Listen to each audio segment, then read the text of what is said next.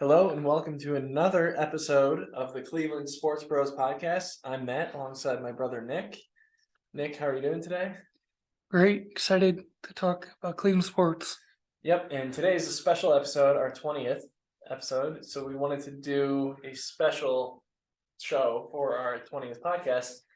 And today we're going to go through our list, our opinion, and we'd love to get feedback on what our fans think of the top 20 moments in Cleveland sports over the last 20 years. So dating back to 2003. It certainly, it was kind of hard to put together a list, but we think we got it narrowed down to the 20 best moments. But again, we'd love to hear everyone else's feedback. If anyone has a different opinion or if you don't like the order that we have things. So, Nick, anything to add before we get started? Nope, let's get to it. All right, perfect. So we're gonna go in, I guess, the least important first, and we'll save the best for last. So we're gonna start with just this past season, the Cleveland Browns at number 20.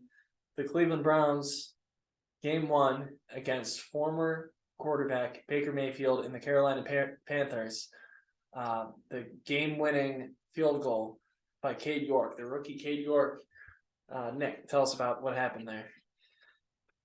Yeah, so I remember Baker, struggled in the first half getting his offense going, but thanks to our unfortunate,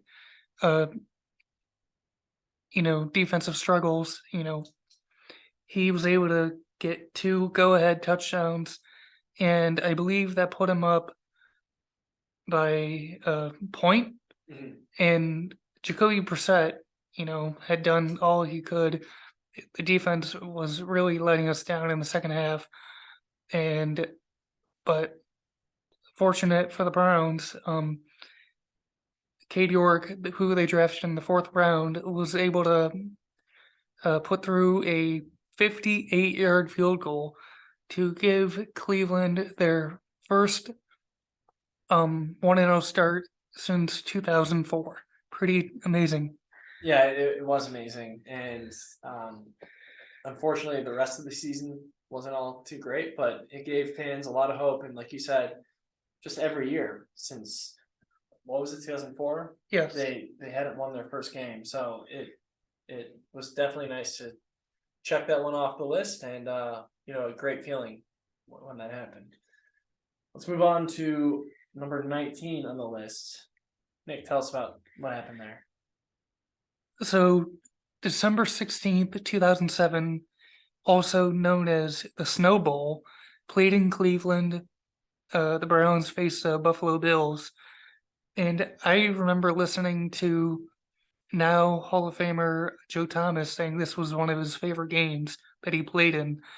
Of course, brutal weather with the snow and the winds, but Phil Dawson, who I believe should be a future Hall of Famer one day, was able to make a 35-yarder and a 48-yarder in the cold, wet, windy snow to give the Browns an 8-0 lead, because he made the first field goal. Then, kind of like the playoffs, the ball went through the end zone by the Bills for a 5-0 lead. Then a second field goal made it 8-0. They won without the benefit of a touchdown. Pretty exciting, and even I enjoy watching that highlight. Yeah, that was a great memory in Browns history. Unfortunately, not too many of those in recent Browns history, but definitely worthy of the top 20. So number 18 on our list.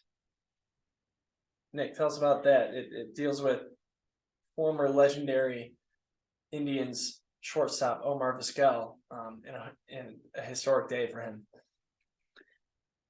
Yeah, so Vizquel and the Cleveland Indians were on the road at Yankee Stadium, also known as the Bronx, where Cleveland demolished the New York Yankees 22-0.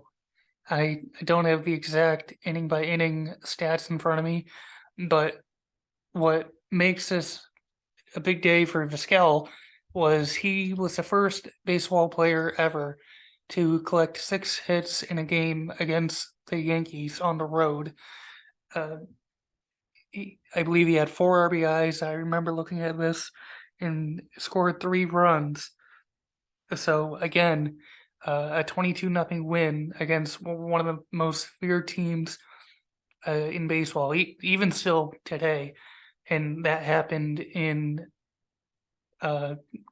2006. So, I definitely believe that had to be on the list. Yeah, definitely amazing performance by really, I think, overlooked player in terms of some of the best shortstops that the MLB has ever seen. So number 17 on the list, we have a walk-off from Jason Giambi. Nick, you want to tell us about that? Yeah, I remember when Giambi was brought to the Cleveland Indians, and a lot of fans like myself, when the news came out, maybe didn't get extremely excited about him joining the team with him being past his prime, but it was just a special night against the White Sox where he smashed a upper deck blast that like hugged the foul pole. And I remember listening to Francona that night saying, there's a reason he's here. There's a reason we want him not just being a leader in the clubhouse, but also on the field. And it, walk-offs are always exciting, and we felt we had to put that on the list. Yeah, for sure. So next at number 16, we have LeBron's famous buzzer beater in the 2018 Eastern Conference Finals to put the Cavs up 3-0 over the Toronto Raptors. I remember watching this game, and it was a tie game at the moment, and LeBron just had one of those amazing, historic, legendary LeBron games. And there were about 6 seconds left, I think, when they took the ball out of bounds, and he had to run the floor, and LeBron kind of falling out of bounds, jumping, falling seemingly impossibly, banks it in at the buzzer, and the crowd went absolutely nuts. And the Cavs took that 3-0 lead against a very tough Toronto team. Just one of those amazing LeBron moments. You can make the case for LeBron, taking maybe 10 of these top 20, but we didn't feel that, of course. But that was just truly an amazing feat that LeBron had there. All right, number 15 was legendary UFC fighter Stipe Miocic, Cleveland legend. He's a firefighter. I forget exactly, but I know he's from Independence. He's either a firefighter for Valley View or Independence. Just an amazing guy, and brought a title to Cleveland. He has so many fans. He for a while was the world heavyweight champion in UFC. So he won his first title, heavyweight title, in 2018, and that was over Francis Ngannou. So definitely nice to add Stipe to the list. He's definitely deserved it and earned it. And for bringing another title to Cleveland, not many people can say they've done that. All right, Nick, at 14, what do we have? So 14 on the list, Matt and I decided to put the Tyler Naquin walk-off against the Toronto Blue Jays, a preview of that same year's ALCS. And Matt and I were at the game. And prior to Naquin's walk-off, right before he batted, Jose Ramirez smashed a solo blast to tie the game at 2. And I remember when Naquin smashed the ball in the same spot that Ramirez did, I thought the ball had cleared the ball, and Matt, said, keep watching, he's running. And the outfielder, couldn't play well, took a good hop in Naquin's favor, bounced to right center field, and I remember listening to the video of the current coach, still third baseman coach Mike Sarble, just kept waving him around, and the Blue Jays had no chance to throw him out at home plate. And when he slid into home plate and scored, he kind of pumped his fist in the air. Very exciting moment, and it was nice to top them again about a month later in the ALCS. Yeah, like you said, we were at that game. It was one of those boring games for basically the whole time, and the Indians were losing the whole time. I think Toronto scored 2 runs pretty early, and so it was just 2-0 for most of the game. Well, really until the end, with that home run and then the walk off by Naquin. And like I said, I just remember the crowd going crazy, and then Naquin sliding head first and kind of jumping up and giving the rock star, salute, and just an amazing, end to that game. Something you certainly don't see very often. Yeah, if I could add one more comment, I know I said I just played it today, but even I would have remembered this regardless. The speed he ran, 90 feet all the way around, for every base. I remember Tom Hamilton shouting, Usain Naquin rather than, Usain Bolt, the Yeah. runner, the track runner. Very exciting to go back and listen to all these plays on YouTube or whatever sports website you can find them on. So great memory. Yep, for sure. All right, at 13, we have another walk-off, but a little bit different and more of a funny story. Nick, what do you have for us there? Yeah, so this was in 2007. The Indians hosted the New York Yankees, and I remember watching this game. Just throughout the entire game, the midges were, the Lake Erie midges were giving every player and every fan, I guess you could say, just, it was so annoying and a struggle for the players to get through the game. And I even remember an umpire, what they say about substances these days and putting on the ball. I remember the umpire pulling out bug spray and allowing everyone to use it, and the commentary made a joke about it. But in the last at bat for the Indians, Travis Hafner lined the game-winning single into right field, and Cleveland was able to travel to New York with a 2-0 lead in the series lead in the ALDS. Yeah, just one of those games that the national media even still remembers to this day. Anytime the Indians or now Guardians play the Yankees in the playoffs, they definitely make note of that game. And just a really fun memory, and great that of course the Indians won the game rather than losing it. All right, number 12, we have Nick Chubb with a 92-yard touchdown run against the Atlanta Falcons. Nick, tell us more about that. Yeah, so this was 2019, and the Browns were playing at home. This is when Cleveland, of course, still had Freddie Kitchens, and I recall Chubb just had a major gap from the beginning of the play, and as he got down like inside the 20, rookie wide receiver Antonio Callaway was pointing him, directing him, run this way so you won't get caught. And a great effort by Chubb, and he's still pulling off runs like that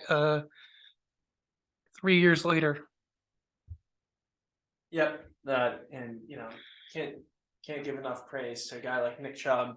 He's just one of the most humble guys on the team, and by far, I think, best offensive player on the Browns, and perhaps best player on the team. So hopefully the Browns can turn around for Nick Chubb.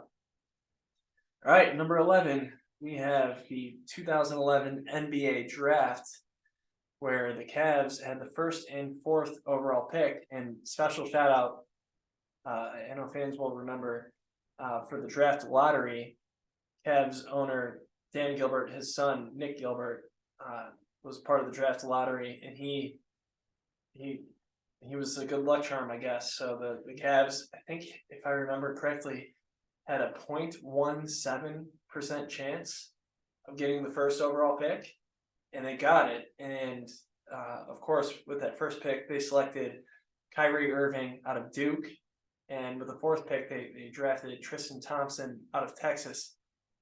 You know, both incredibly pivotal, members of the Cavs for many years, especially in the playoffs and when they won the championship as well. So very important moment and important turning point, I would say, in Cleveland sports history.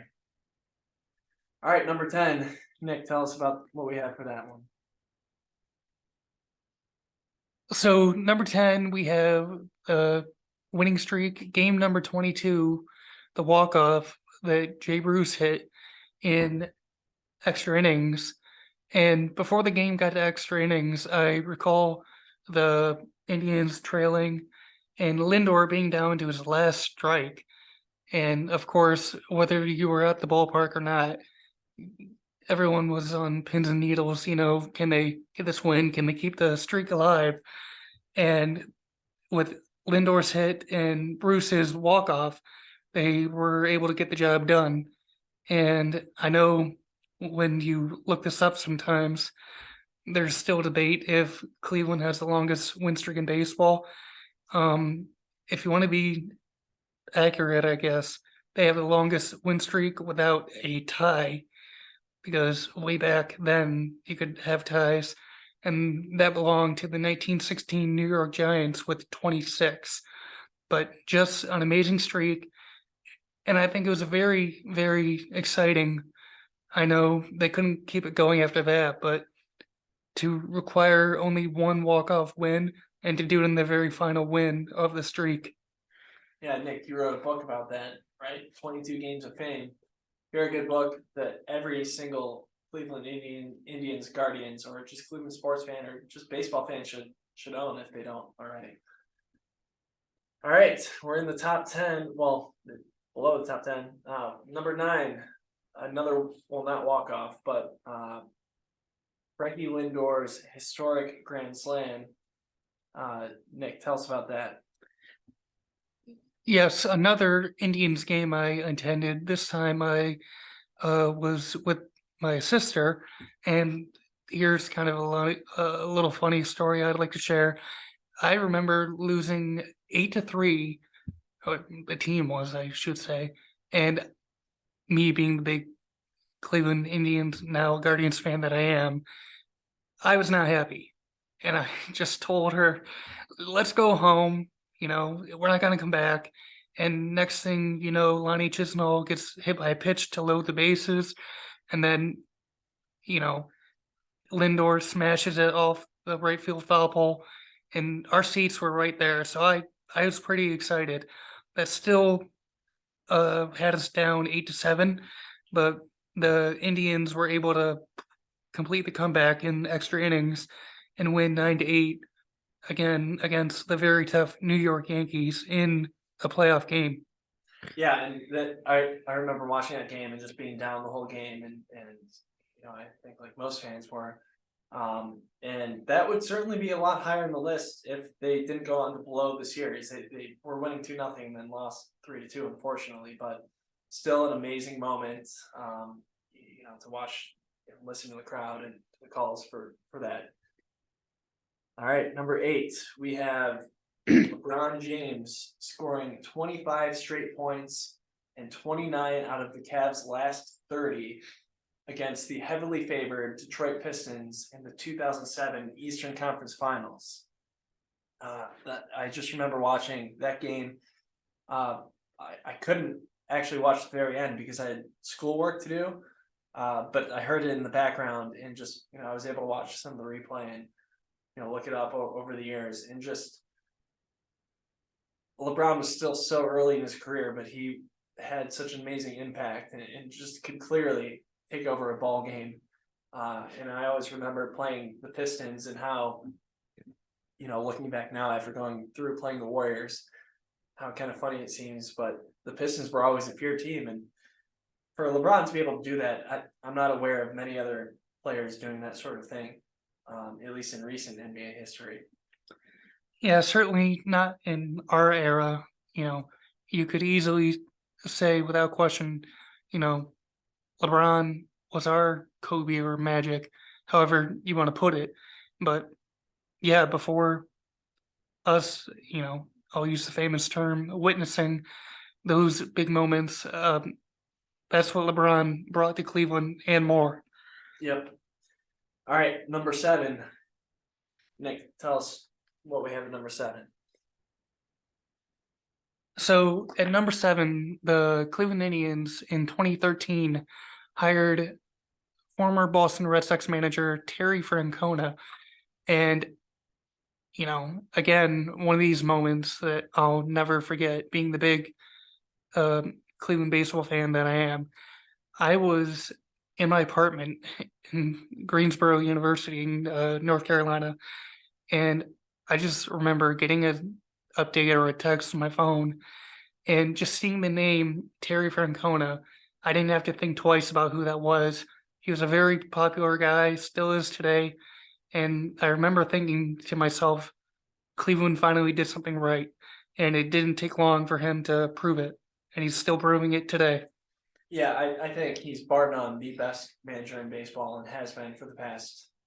Well, you can maybe argue some of the older guys who've been around for even longer than him that have won some more championships, maybe. But I think right now he's the best manager in all of baseball, and Guardians fans are very lucky to have him. And that was just an amazing signing. It's still paying off today. And this will be his 10th year with the team. Unbelievable. So looking forward to the start. Spring training is right around the corner. Yeah, and we got to get him a World Series win in Cleveland before he retires. So let's see if they can get the job done. All right, number 6, the return. LeBron announces his return to the Cleveland Cavaliers after spending 4 years in Miami.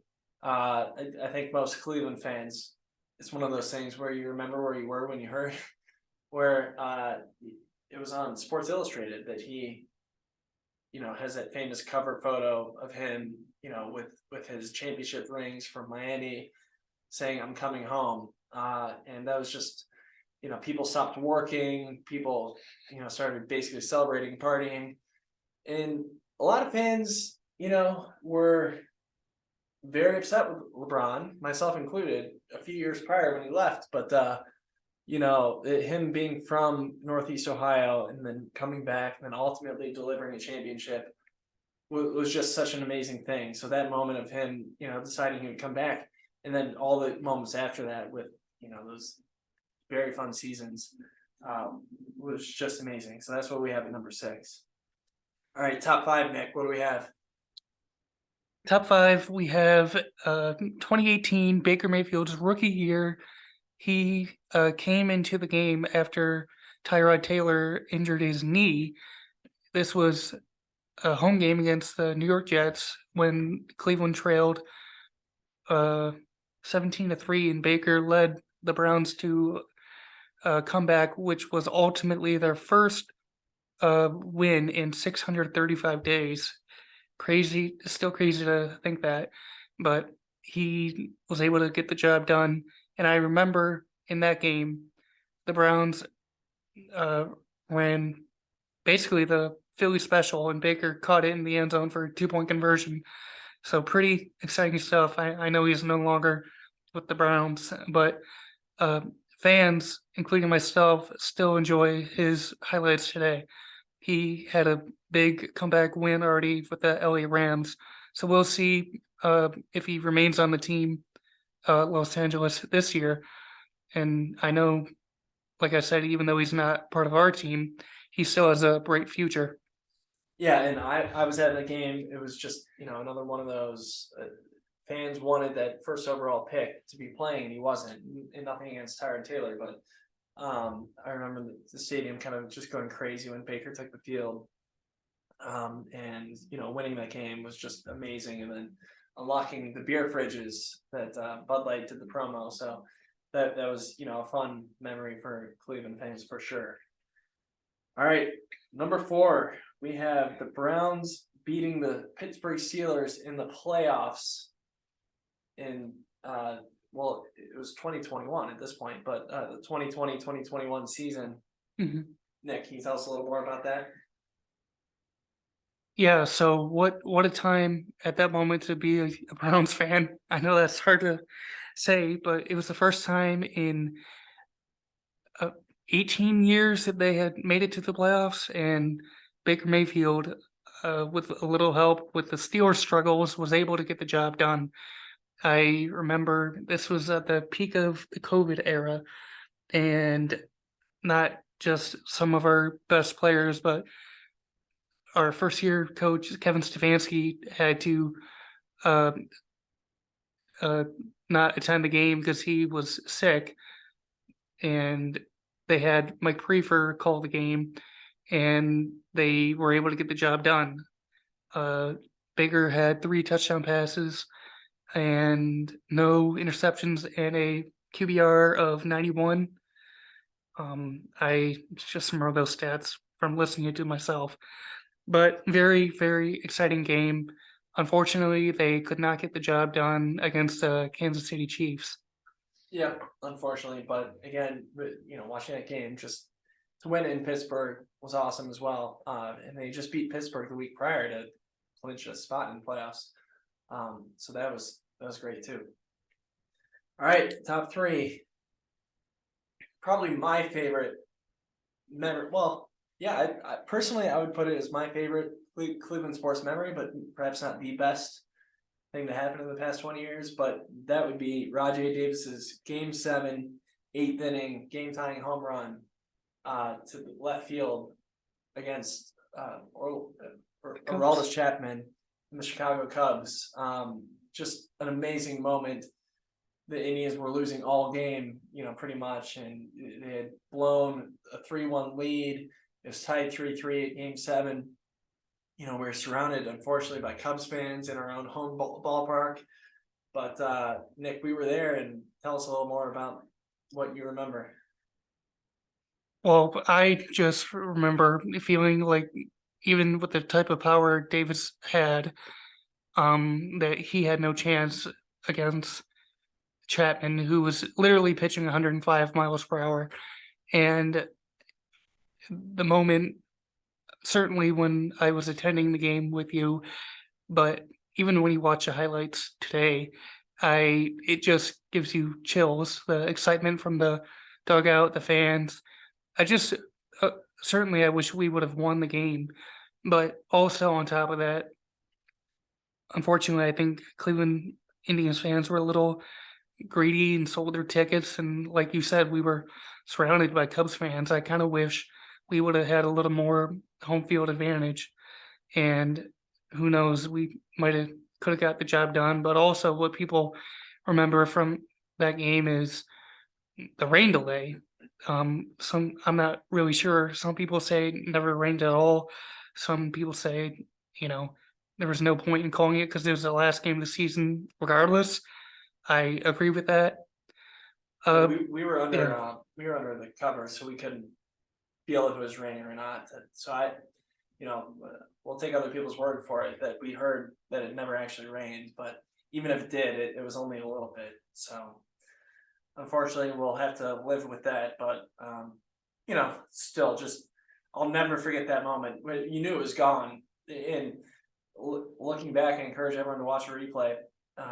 He was choked up about 3 inches on that bat, which is kind of funny to see, to just be able to catch up with what Chapman was throwing, and just for him to be able to pull that off. Again, didn't result in a win, but kind of everyone felt like the Indians were going to win for sure at that point, and unfortunately couldn't do it. All right, number 2, it's kind of tough to say, or not tough to say, but hard not to put it. Number 2, I would say, is when the Cavs drafted Northeast Ohio native LeBron James in the 2003 NBA draft at number 1 overall. LeBron was, as we all know, incredibly highly touted in high school. They were, playing games at the time was the Gund Arena, at times. They were playing at Akron U, just selling out all his games. He was just already a superstar in high school, and he won 3 state championships at St. Vincent St. Mary. He was, just they were calling him the chosen one at that time, and it was just for him to be able to live up to what that name and all the hype is just amazing. And then of course on draft night after he was drafted, he said he was gonna light up Cleveland like Vegas and bring home a world championship. And when he left, it seemed like, well, he wasn't able to deliver on that promise, but he did come back. And of course, we'll never forget that he did deliver on that promise. And that's what comes in next at number 1. Nick, want to tell us about that? Yeah, this, of course, the Cavaliers championship in 2016, June 19th was Father's Day. Also, I remember before you and I attended downtown to watch the game, I was watching an Indians game. They had a walk off, and I just didn't care because everybody's mind was on Game 7, and for about 4 minutes of the final fourth quarter, neither side, the Warriors or Cavaliers, could score, and you're just on pins and needles hoping the Cavs could come through. And LeBron had his incredible block against Andre Iguodala, and I didn't think about it at the moment, but I think Curry made a big mistake. They kind of passed it back and forth, dribbling up the floor. And I think Curry made a big mistake not taking the shot on his own. And finally, in that game, when LeBron was fouled after Kyrie had the amazing 3-point shot, LeBron made half of the free throws to go up by 4. And I remember thinking to myself, Cleveland's gonna find a way to mess this up, like give up a 3-point and 1 and a technical or something crazy like that. But they hung on and got the win 93-89. It was incredible. Yeah, you could certainly make the argument that Kyrie's shot should be alone on the list, or even LeBron's block. That was still the greatest block I've ever seen. But we thought it was fitting to kind of wrap that into one and deliver the first team championship, I would say. 52 years. 52 years. Well, and just amazing, something we'll never forget. And let's see if this year's Cavs can add another one. I don't know. Anything can happen. All right. Well, thank you everyone for listening. That's our top 20 over the last 20 years. Interested in hearing what all our fans think. Did we get something wrong? Did we leave something out? Did we get the order wrong? Leave a comment, or we welcome your feedback. So thank you again, everyone, for listening. This has been the Cleveland Sports Bros Podcast.